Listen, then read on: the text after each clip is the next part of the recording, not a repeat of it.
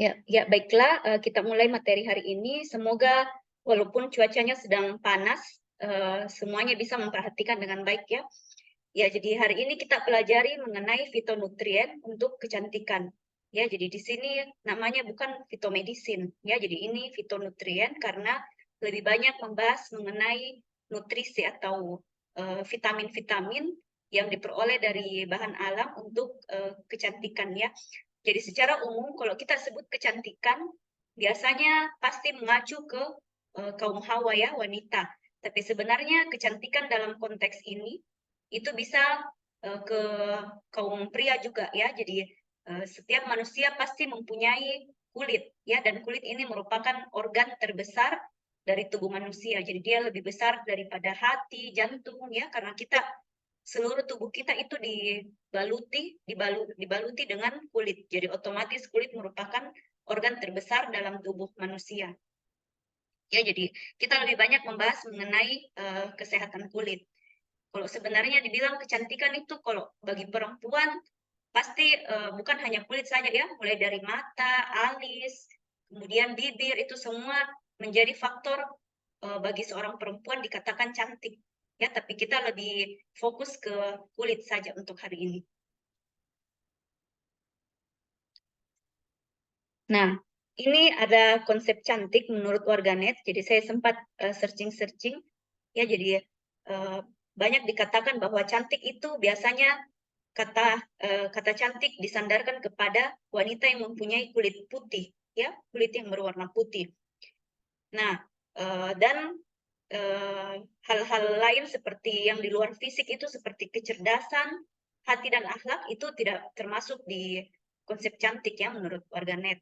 Tapi sebenarnya kalau kita mau melihat, yang penting kita percaya diri dengan diri kita ya, karena kalau sekarang itu ada mungkin sering kalian dengar kata eksotis ya, jadi warna kulit itu biasanya kalau orang-orang bule ya, kalau banyak kita lihat di internet atau di YouTube misalnya, mereka biasanya punya istri orang kulit hitam ya, kalau orang bule ya. Jadi sebenarnya cantik itu relatif ya, dan filter itu alternatif. Jadi sekarang sudah banyak sekali teknologi yang bisa membuat seseorang itu menjadi lebih cantik kalau secara tidak langsung ya, kalau kita melihat tidak langsung, sama dengan make up ataupun ya filter make up ya. Jadi ketika kalau kalian nanti wisuda itu bisa jadi temannya langsung tiba-tiba berubah mukanya ya ketika sudah di make up ya. Jadi banyak sekali hal yang bisa dilakukan untuk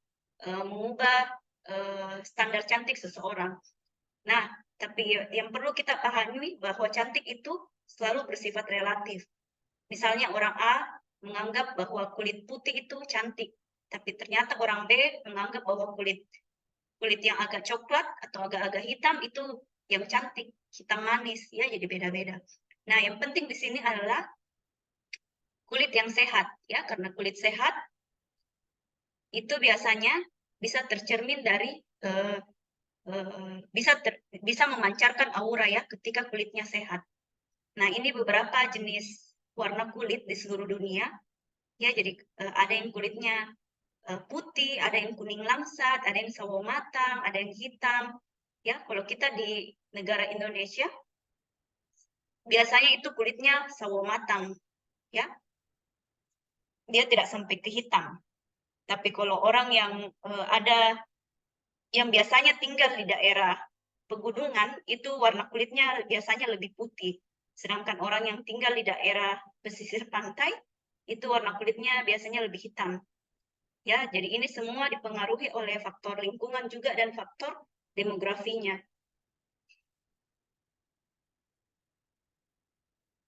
Ya, jadi ini ada quotes dari Dr. Karin Hermoni. Dia mengatakan bahwa kecantikan yang sejati itu berasal dari dalam. Ya, jadi fisik dan emosional dari seseorang itu biasanya tercermin dari di kulitnya, ya, dari penampakan kulitnya.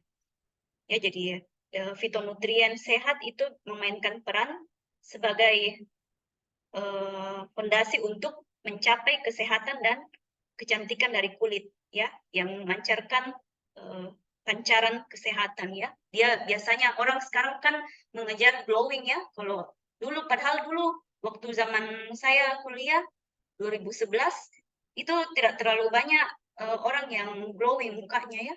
Jadi bahkan cenderung berminyak. Kalau misalnya pada saat itu ada orang glowing, itu cenderung dilihat sebagai kulit berminyak. Tapi entah sekarang kenapa bisa bergeser ke arah itu. Orang sekarang berlomba-lomba untuk kulitnya glowing, kelihatan glowing. Nah, ini penampakan dari kulit kering dan kulit yang sehat. Ya, jadi kalau kita lihat kulit kering itu biasanya bagian permukaannya bersisik dan seperti terkelupas. Ya, jadi kalau kalian mau tes kulitnya apakah kulit kering atau kulit sehat, itu bisa digores pakai kuku. Kalau bertanda warna putih, berarti kemungkinan itu kulit yang kering. Dia sudah mengarah ke kulit kering. Tapi kalau kalian gores kemudian tidak ada bekas warna putih, berarti kulitnya insya Allah sehat. Ya, jadi kulit yang sehat itu biasanya dia lembut, ya halus, kemudian tidak ada ini apa namanya patahan-patahan atau tidak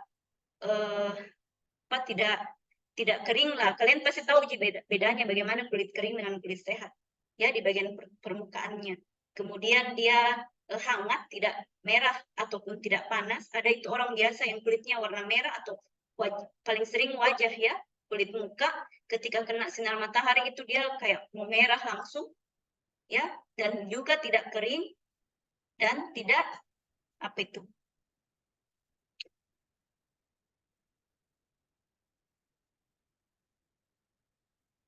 Ya, tidak lembab juga dan tidak berkerut. Ya, jadi tidak kering dan tidak terkelupas, tidak lembab dan tidak berkerut. Kemudian kulit sehat juga merupakan pancaran dari kesehatan badan. Ya, jadi kalau orang yang sukanya makan sayur, buah, itu biasanya kulitnya sehat. Ya, sedangkan orang yang suka makan junk food, kemudian lebih suka makan yang gorengan, tidak makan sayur, tidak makan buah, padahal kita disarankan oleh Dinas Kesehatan itu untuk dalam sehari itu paling tidak ada sayur atau buah yang kita makan. Ya, jadi kalau misalnya kalian tidak sempat makan sayur, minimal ada buah yang kalian makan dalam sehari. Ya, jadi orang-orang yang tidak sehat makanannya, nah itu bisa menyebabkan kesehatan dari tubuhnya tidak bagus dan itu tercermin pada kulitnya. Ya, ini struktur dari kulit yang sehat. Jadi kulit kita sebenarnya terbagi menjadi 3 bagian. Ya, secara umum ada epidermis, dermis, dan jaringan adiposa.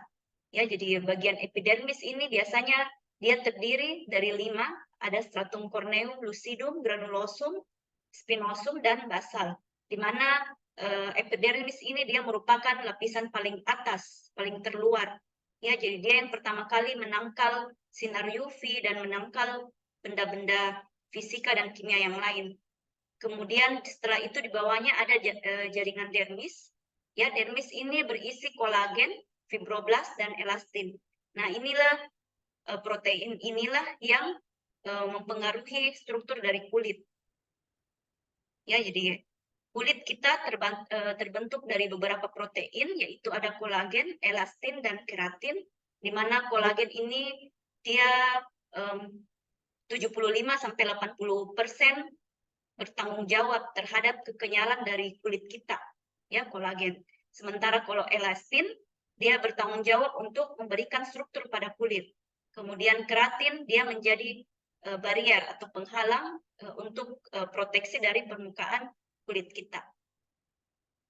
Dan ini semua dipengaruhi sebentar oleh beberapa faktor ya. Jadi protein ini bisa dipengaruhi oleh sinar UV, bisa juga dari zat kimia dan lain-lain. Bisa juga dari usia. Nah, kalau kita lihat di sini ada perbedaan antara kulit yang masih muda dengan kulit yang ada pada orang tua. Ya, coba kalian cubit kulitnya, kulit di tangannya.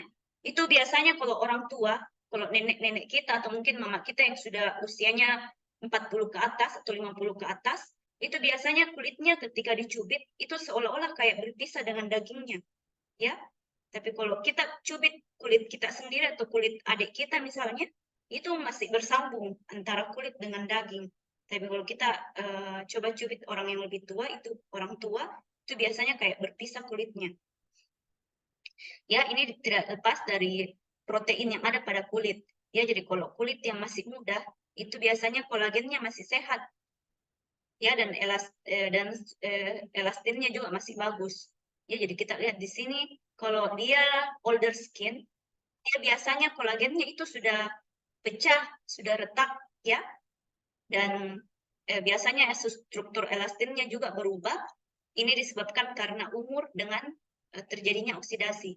Makanya kalau orang tua itu susah sekali menghilang kerutannya kan.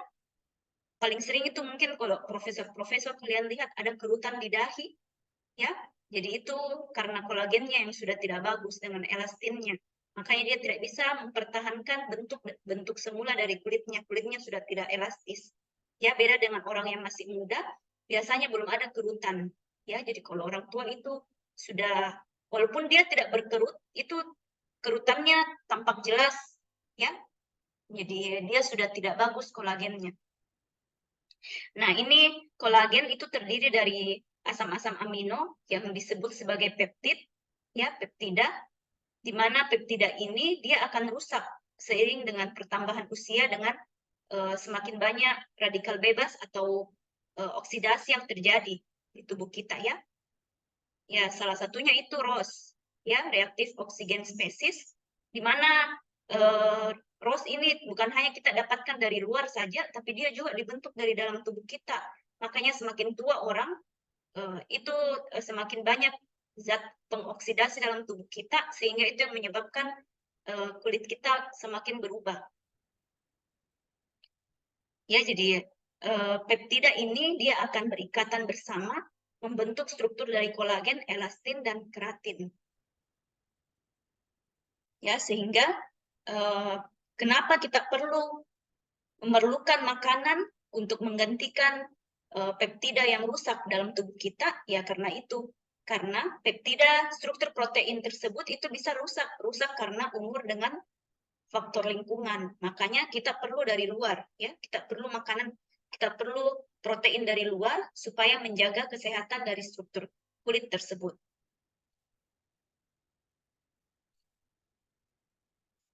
Nah, kemudian ini ya, ini sedikit tambahan saja, mungkin kalian sudah pernah juga dengar, ya, jadi ada 3 jenis sinar UV ya, ada UVA, UVB, dan UVC. Nah, UVC ini adalah UV yang tidak bisa menembus lapisan ozon, ya, jadi dia tidak bisa mencapai kulit kita, ya, jadi dia dihalangi oleh lapisan ozon. Kemudian ada UVB. Nah, UVB ini biasanya dia hanya bisa menembus sampai lapisan epidermis, jadi cuma di permukaan kulit saja. Nah, efeknya bisa kita lihat ketika kita berjemur di sinar matahari misalnya, ini membuat merah, ya, membuat merah kulit, kemudian terasa terbakar, itu semua UVB. Ya, jadi ini yang membuat kita hitam. Kemudian kalau UVA ini dia bisa menembus sampai lapisan dermis. Ya, jadi inilah yang bisa merusak, ya, bisa menyebabkan kulit menjadi tua, kemudian bisa merusak DNA, bahkan ketika kalau lama kita kena UVA itu bisa menyebabkan kanker, ya, makanya kanker kulit. Makanya ada di farmasi dibuat produk farmasi yaitu sunblock dan sunscreen, ya, ini. Dimana kalau sunblock ini dia mencegah sinar UV untuk mengenai kulit kita. Jadi dia langsung memantulkan, ya, namanya block. Kemudian sunscreen ini dia mengubah sinar UV tersebut menjadi gelombang yang tidak berbahaya, ya. Jadi dia ubah gelombangnya. Nah, yang mana bagus dipakai, sunblock atau sunscreen? Ya, tergantung kita, yang mana kita suka. Karena biasanya kalau sunblock itu dia lebih sulit menyerap di dalam kulit kita, ya, lebih sulit terserap. Makanya tidak boleh terlalu banyak sebenarnya dipakai kalau sunblock, karena dia seperti lengket, ya, dia lengket di atas kulit. Sementara kalau sunscreen ini dia bisa menyerap sampai ke dalam kulit. Ini disebut sebagai penghalang fisika kalau yang sunblock. Kemudian yang sunscreen ini dia disebut sebagai penghalang kimia. Ya, jadi ada SPF-nya, sun protection factor. Nah, semakin tinggi SPF-nya, dia semakin optimal dalam mencegah sinar matahari, sinar UV ya. Misalnya kalau SPF 45, dia bisa mencegah sampai 93% sinar UV. Kalau SPF yang lebih di atasnya lagi, dia akan lebih banyak lagi persennya, berapa persen yang dia bisa cegah. Ya, dan itu tergantung dari kita. Kayak jangan terlalu suka kena panas matahari ya. Kalau bisa sinar matahari pagi saja sampai jam 9 pagi itu masih bagus. Tapi kalau sudah jam 10 ke atas itu sudah terik. Nah, ini beberapa faktor yang bisa menyebabkan yang bisa mempengaruhi kulit manusia ya. Jadi ada faktor yang berkaitan dengan orangnya seperti etnisnya ya. Jadi kalau orang Cina biasanya bagaimana kulitnya, kemudian orang Afrika bagaimana kulitnya ya, termasuk juga gender. Gender ini jenis kelamin ya. Jadi bagi pria itu kulit pria cenderung lebih kasar dan lebih berminyak dibandingkan kulit wanita ya, dan struktur kulitnya juga berbeda. Kalau kalian punya keluarga yang laki-laki itu bisa dilihat struktur kulitnya bagaimana. Kalian sentuh saja itu pasti beda dengan kulit perempuan. Kemudian dari faktor umur ya, jadi beda umur. Kalau kulit bayi beda pasti dengan kulit orang tua. Bahkan sekarang itu banyak iklan yang selalu memberi kita bayangan ya, kalau kita pakai skincare-nya itu bisa membuat kulit kita menjadi kulit bayi ya, seperti kulit bayi ya. Jadi memang kulit bayi itu kulit yang paling lembut karena dia belum banyak kena sinar matahari dan faktor lingkungan yang lain. Kemudian jenis kulitnya ya, jadi ada kulit berminyak, ada kulit kering, ada kulit normal. Ada juga kulit kering kulit kering cenderung berminyak, ada juga kulit normal cenderung berminyak, dan seperti itu ya. Pokoknya secara umum itu terbagi menjadi 3, berminyak, kering, dan normal. Kemudian dari segi anatomi, misalnya kulit di daerah perut beda dengan kulit di daerah wajah. Makanya sabun mandi yang kita gunakan di badan itu biasanya tidak bisa kita gunakan di wajah karena beda formulasinya ya. Kalau sabun di badan itu biasanya dia kadar sabunnya yang bisa mengangkat minyak itu lebih tinggi dibandingkan sabun yang untuk wajah. Ya, makanya tidak boleh dipakai bersamaan. Kemudian lifestyle, nah ini gaya hidupnya bagaimana ya, apakah dia suka makan-makan yang junk food, yang berminyak, itu semua mempengaruhi. Orang yang lebih suka makan yang berminyak, itu biasanya lebih banyak komedonya ya, lebih banyak komedo dengan jerawatnya. Kalau yang suka makan berminyak dibandingkan orang yang suka makan sayur ya, buah. Kemudian BMI, Body Mass Index. Jadi orang kurus dengan orang gemuk beda juga kulitnya. Ya, orang kurus itu biasanya yang kurus kerempeng ya, misalnya BMI-nya sangat rendah sampai dikatakan BMI kurus, itu biasanya kulitnya kering ya. Tapi kalau orang yang BMI-nya obesitas, nah ini biasanya kulitnya lembab ya. Makanya biasa lebih mudah kena penyakit kulit seperti jamur, kutu air, dan lain-lain. Kemudian, nah dari faktor dari orangnya tersebut, ini dia menghasilkan karakteristik kulit manusia dan jenis penetrasi. Ya, jadi ada yang kulitnya tebal. Kalian pernah lihat kulit tebal? Kayak misalnya penebalan kulit ya. Yang paling sering itu terjadi di daerah tumit. Ya, jadi orang yang jarang pakai hand body misalnya, itu biasanya kulitnya mengeras di bagian tumit. Kemudian kasar, kemudian hidrasinya bagaimana, ini juga berbeda-beda setiap orang. Kesehatan, elastisitas, laju keringat, kemudian sekresi dari sebum ya, minyak, dan pH dari kulit tersebut. Kemudian penetrasi melalui kulit, ada yang air, kemudian ada yang partikel, ada juga ini juga yang mempengaruhi penetrasi alergen ya, mikroorganisme, pelarut, pewangi, obat, senyawa aktif dari kosmetik. Jadi semua hal ini mempengaruhi kulit manusia. Nah, ada beberapa hal yang bisa menyebabkan level hidrasi, ya, maksudnya kelembapan dari kulit itu menurun, ya, karena kita kan semuanya butuh sebenarnya yang namanya terhidrasi dengan baik. Makanya kita disarankan untuk minum air minimal 8 liter ya dalam sehari, sudah termasuk di situ kalau misalnya air sayur, air dari buah itu sudah termasuk 8 liter. Nah, kalau ini ada tanda negatif dan tanda positif, artinya dia berkebalikan, ya. Jadi dia menunjukkan hubungannya. Ketika penyebabnya itu seperti umur, malnutrisi, kemudian skincare yang salah, lingkungan, lokasi dan penyakit, ini bisa menyebabkan kekurangan atau menurunnya level dari hidrasi, ya. Tingkat hidrasi, sehingga ketika tingkat hidrasinya menurun, maka elastisitas dari kulit tersebut juga akan menurun. Kemudian akan wrinkles atau kerutan itu akan semakin meningkat kalau orang yang kulitnya tidak terhidrasi, ya, jadi kerutannya akan meningkat. Kemudian bagian permukaannya itu kasar, kemudian dia lebih mudah menjadi merah, ya. Jadi ini untuk orang yang kulit kering itu kulitnya lebih mudah memerah, kemudian dia juga lebih mudah terkena penyakit, ya, utamanya penyakit kulit. Kemudian ini friction coefficient kayaknya lebih ke untuk formulasi, ya, formulasi kosmetik, dan resisten mekanikal artinya gesekan, ya. Oh, friction itu faktor gesekan, ya, sama dengan mekanikal juga. Jadi dia lebih ketahanan terhadap gesekannya itu lebih rendah dibandingkan orang yang kulitnya terhidrasi dengan baik.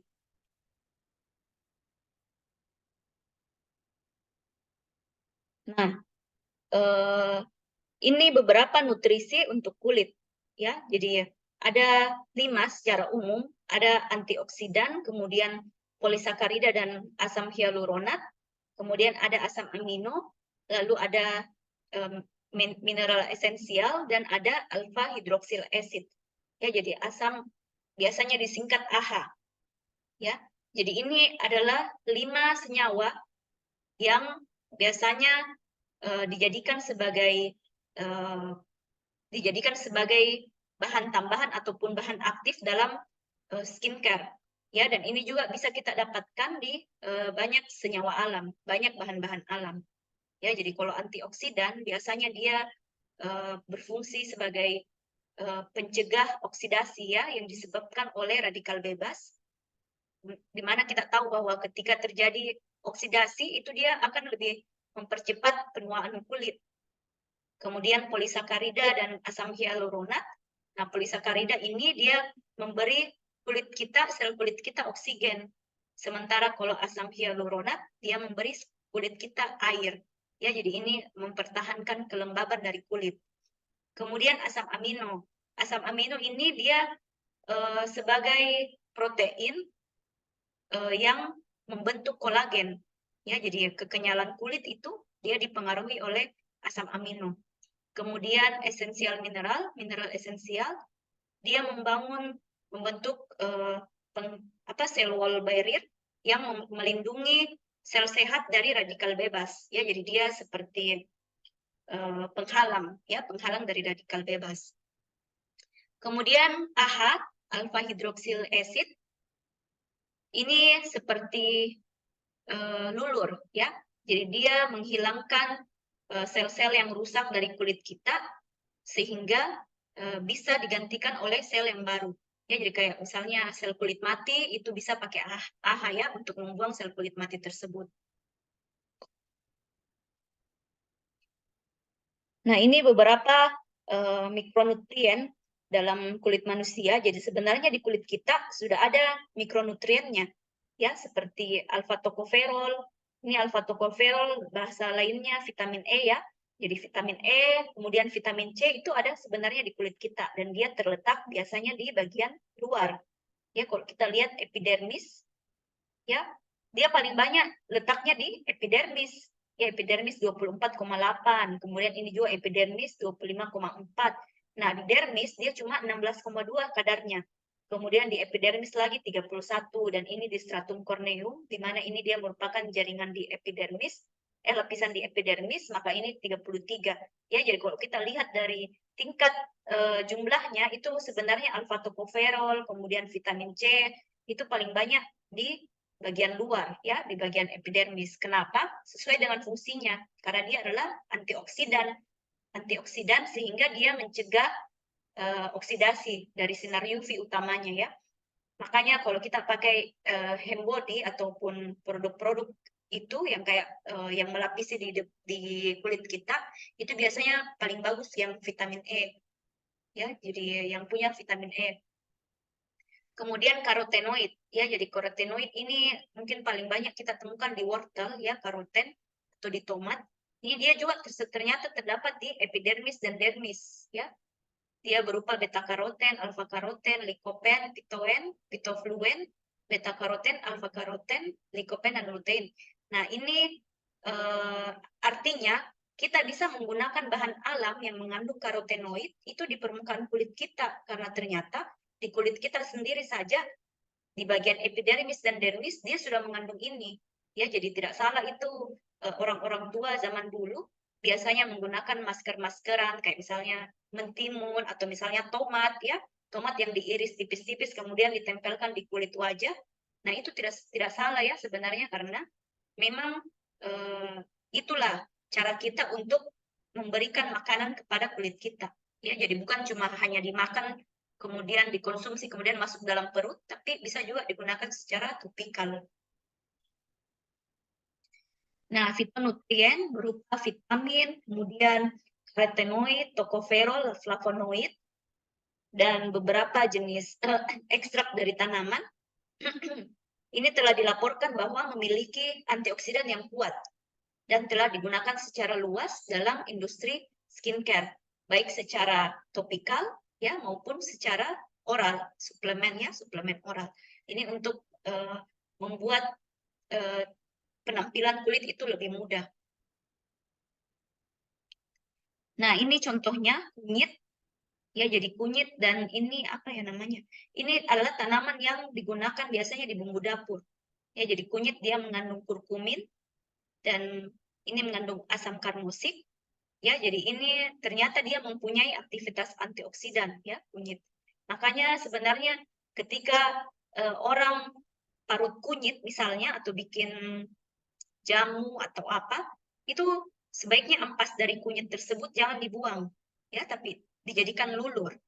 Bisa mandi dengan ampas kunyit tersebut, kemudian nanti kan kunyit itu kalau kita sentuh di tangan, kalau kita habis kupas kunyit biasanya warnanya melengket kan, dia harus pakai sabun atau pakai minyak baru bisa hilang. Itu pun butuh beberapa jam atau bahkan sampai berhari-hari baru hilang, ya. Tapi kalau kita mandi pakai kunyit, jangan terlalu pekat, ya. Jadi dia cuma dibalurkan saja di kulit, setelah itu disiram, didiamkan beberapa saat baru disiram, setelah itu dipakai sabun, dipakaikan sabun. Jadi ini dia bisa membantu mengurangi, ya, stres oksidatif, ya, karena dia mencegah atau melawan dari radikal bebas. Kemudian dia juga bisa membuat orang lebih enak tidurnya ketika kita pakai kunyit, ya. Dan ternyata makanya kita butuh antioksidan dari luar, karena dalam tubuh kita juga dihasilkan oksidan, ya, yaitu yang tadi ROS, itu dalam tubuh kita juga hasilkan senyawa tersebut, makanya kita butuh antioksidan dari luar.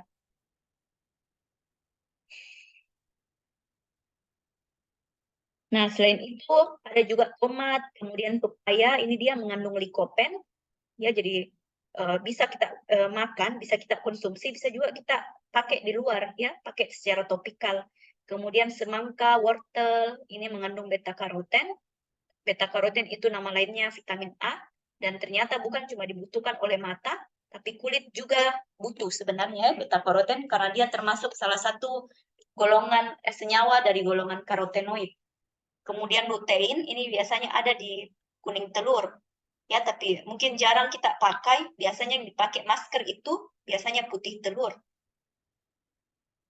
ya. Jadi ya, kalau untuk tomat, ya, kalau karotenoid itu umumnya dia larut dalam air, dalam minyak. Makanya ketika kita gunakan masak misalnya, ataukah kita menggunakan secara topikal, itu sebaiknya dibantu dengan minyak zaitun yang basis minyak, karena dia lebih mudah untuk menyerap masuk ke dalam dibandingkan kita pakai yang air. Ya, jadi ini ketika kita mau masak itu sebaiknya di minyak, ya, karena absorpsi dari likopennya itu lebih optimal. Nah, selanjutnya vitamin, ya, vitamin B atau asam askorbik, ya, asam askorbat. Ini dia merupakan senyawa yang larut air, kemudian dia sensitif terhadap cahaya, dan dia merupakan antioksidan dalam fase hidrofilik. Ya, jadi vitamin C ini tidak secara umum disintesis dari dalam tubuh kita, makanya kita membutuhkan dari luar. Makanya kadang pernah kalian dengar suntik vitamin C, ya, untuk memutihkan atau untuk mencerahkan, ya. Jadi itu juga ada sebenarnya memang, ya, suntik vitamin C. Nah, vitamin C ini dia merupakan kofaktor dari lisis dan prolil hidroksilase, di mana di mana senyawa ini bisa membentuk kolagen. Ya, jadi ketika orang pakai vitamin C di kulitnya, itu kolagennya lebih mudah terbentuk karena vitamin C ini adalah kofaktor. Ya, jadi biasanya vitamin C ini kita temukan di produk-produk kosmetik untuk mencerahkan kulit, ya. Kemudian sebagai anti-aging, anti penuaan, dan dalam formulasi sun protection. Nah, selanjutnya tocopherol. Ya, tocopherol ini dia merupakan senyawa yang sama juga, ya, yang dia berfungsi sebagai antioksidan, di mana dia sangat reaktif terhadap ROS, ya. Dia sangat reaktif terhadap singlet oksigen. Nah, sama dengan vitamin C juga tadi, jadi vitamin E ini dia mencegah terjadinya ikatan silang kolagen dan mencegah terjadinya peroksidasi lipid. Nah, ya, yang dimana ikatan silang kolagen dan peroksidasi lipid ini dia berhubungan dengan terjadinya penuaan pada kulit. Makanya ketika digunakan vitamin E, itu bisa mencegah terjadinya penuaan kulit. Nah, vitamin E ini ketika digunakan secara topikal, dia bisa mengurangi eritema, kemudian bisa mengurangi sel yang sunburn, atau misalnya dia terbakar matahari, ya. Kemudian dia juga bisa mengurangi kerusakan yang diinduksi dengan UVB, dan bisa mengurangi risiko terjadinya kanker kulit. Ya, jadi vitamin E sebenarnya kalian bagus konsumsi vitamin E setiap hari. Ya, kalau misalnya dari asupan makanan kalian merasa bahwa vitamin E itu tidak cukup dari asupan makanan, itu kalian bisa konsumsi vitamin E 100 IU per hari. Ya, jadi ini untuk menjaga kesehatan kulit. Kemudian ada juga vitamin A. Ya, jadi vitamin A ini juga merupakan antioksidan. Jadi apa tadi? Vitamin A, C, E, ya, itu semua adalah antioksidan, di mana dia memiliki aktivitas fotoprotektif, ya, perlindungan dari cahaya. Jadi ketika ada dalam suatu review bahwa metode penggunaan secara topikal itu bisa mengurangi kerutan pada kulit dan bisa mengurangi pigmentasi yang tidak teratur pada kulit yang menua. Ya, jadi kadang kalau orang tua itu kita lihat biasanya ada bagian tertentu di kulitnya yang menghitam. Ya, jadi dia penghitamannya tidak merata.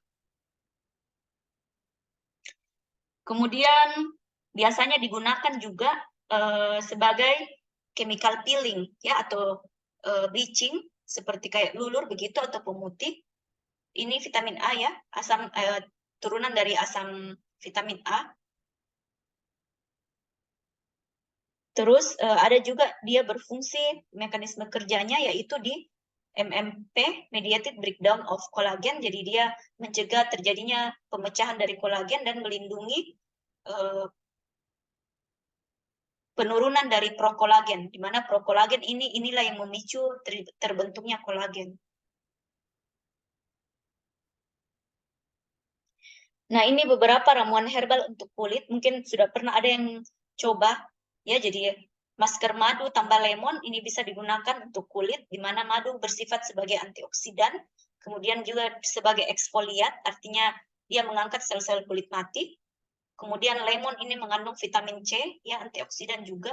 Tapi ini tidak cocok ya, segala jenis masker yang menggunakan lemon itu tidak cocok digunakan untuk kulit yang luka. Ya, misalnya berjerawatnya sampai bernanah misalnya atau berdarah, luka, kemudian dikasih masker yang mengandung lemon itu biasanya dapat menyebabkan iritasi. Makanya hanya digunakan untuk kulit yang memerah atau kulit yang kering, tapi bukan kulit yang luka. Bisa juga untuk kulit berjerawat, tapi berjerawatnya itu bukan berjerawat yang sampai luka. Kemudian bisa juga menggunakan masker kayu manis ditambah lemon. Kemudian masker oatmeal. Jadi oatmeal ini biasa kalian lihat mungkin di produk-produk diet ya. Quaker misalnya itu bukan cuma untuk dikonsumsi saja, tapi bisa digunakan sebagai eksfoliat juga, sebagai pengangkat sel kulit mati. Kemudian pisang, lalu ada juga masker putih telur, biasanya ini untuk mencerahkan dan membuat glowing kulit. Kalau kita pakai putih telur. Nanti untuk cara pakainya silakan nanti dicari sendiri. Kemudian masker alpukat madu ditambah dengan lemon, ini juga alpukat ya, karena kita tahu bahwa alpukat mengandung vitamin E yang banyak. Nah, itu bisa sebagai antioksidan. Kemudian masker minyak zaitun dan lemon, ini juga untuk mencerahkan dan memutihkan dari kulit. Kemudian masker lidah buaya, air mawar, dan kunyit, ini untuk melembabkan ya, karena ada lidah buayanya. Kemudian bisa juga sebagai antioksidan karena ada kunyitnya. Kemudian masker mentimun dan oatmeal. Nah, biasanya ini yang menggunakan bahan-bahan yang agak keras kayak alpukat, minyak mentimun, ya, oatmeal biasanya itu di blender atau ditumbuk halus baru dijadikan masker. Nah, ini beberapa jalur penetrasi dari kulit. Jadi saya sebagai tambahan saja ya, karena ketika kita mau menggunakan senyawa alam, apalagi ketika kita mau gunakan dalam bentuk langsungnya, misalnya tomat atau lidah buaya, itu yang salah satu faktor yang menjadi penghalang adalah penetrasinya bagaimana. Penetrasi ke kulitnya. Apalagi kalau kita menginginkan dia sampai di lapisan dermis, itu bagaimana penetrasinya. Ya, jadi ada 3 jenis penetrasi senyawa melalui kulit, yaitu interselular, transselular, dan transapendagial.